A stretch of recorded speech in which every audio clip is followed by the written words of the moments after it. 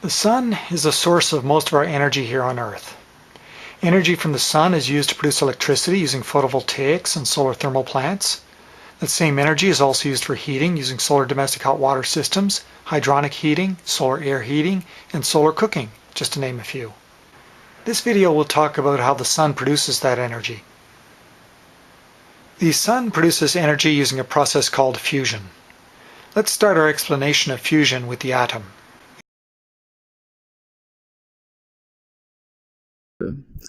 Conduction is one fraction of heat transfer, and a good example for conduction is a hot kettle. Ouch! Convection is another fraction of heat transfer, and that is heat moving with air, and a good example for this is a hairdryer. Radiation, the last fraction, is heat transferred by electromagnetic waves. And that's me 2 weeks from now. Electromagnetic radiation is energy that travels in the form of electromagnetic waves. Different types of electromagnetic waves carry different amounts of energy. The shorter the wavelength, the more energy carried by the wave.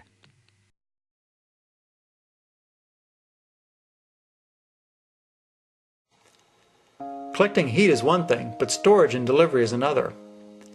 I used a drain-back system for my solar heating system. In this system, there is no water in the solar panels unless the pumps are running. Once the pumps come on, the panels fill with water, and when the water reaches the top, it runs back downhill to the tank. When the pumps shut off, the water drains out of the piping and back into the tank, so there's no water left in the panels at night.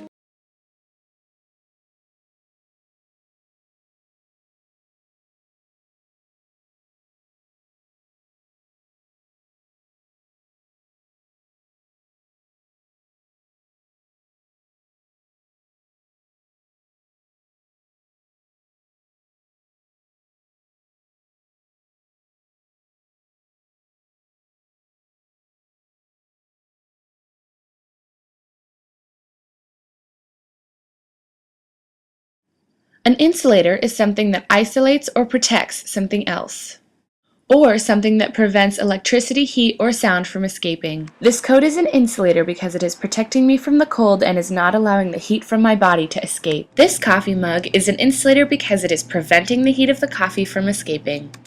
These flamingos' feathers are insulators because they stop their body heat from escaping. The fur on these lions is an insulator because it keeps them warm when it is cold.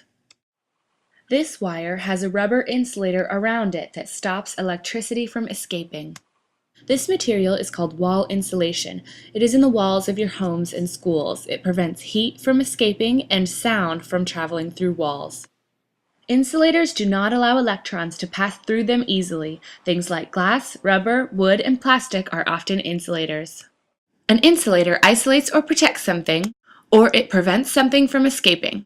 What insulators can you find in your classroom? A continual exchange of long-wave radiation takes place between the surface of the Earth and the atmosphere above it. The long-wave radiation contained in this exchange causes the warming effect known as the greenhouse effect.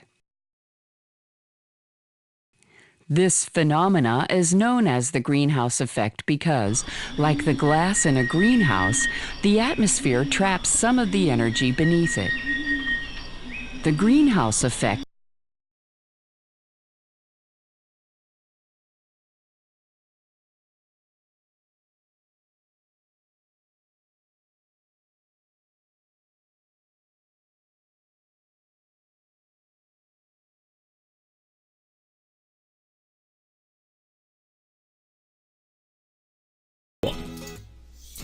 So our eyes are sensitive to light in a certain range of wavelengths and corresponding frequencies.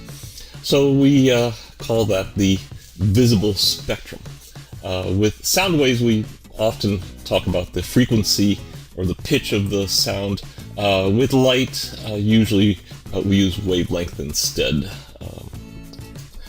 Now, the different wavelengths of light have associated with them particles, which are called photons. So the longest wavelengths, we associate those with red photons. We'll see in a moment why those are considered red. And then somewhat shorter would be yellow, then green, then blue.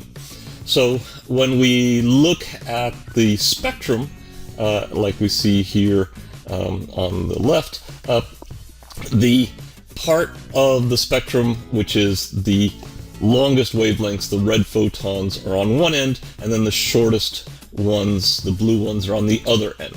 And for even longer photons, we're in the infrared. Different colors hitting you all at once. So, for instance, when we see white light, that's all the colors mixed together coming at us.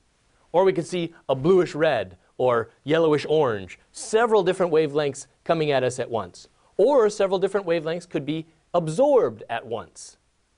So absorption and emission happen in continuous, broad swaths of radiation. And this is actually why you perceive color. When white light, a combination of all the colors, hits an object, some of those colors can be absorbed. The colors that aren't absorbed pass through or are reflected back and hit your eyeballs. And the wavelengths that hit your eyeballs can be either red or blue or green. Have different experiences under the hot sun? Yes, indeed. First, let's talk about the heat, since that's really what this case is all about. Now, believe it or not, heat is a form of light. What? Here, Mr. Savage, take this flashlight and shine it at this mirror. I can't see. And why not? Because the light is reflecting back into my eyes. That's right. Now, the important word here is reflecting. Because now, Mr. Savage, I want you to shine the light at this old piece of wood. Okay, good. Now what's happening? I'm still having trouble seeing. Very good, Mr. Savage. So where does the light go? Some of it gets absorbed in the wood. Absorbed into the wood? That's right. The light gets absorbed right into the wood. You mean like a sponge? Well, yeah, I guess.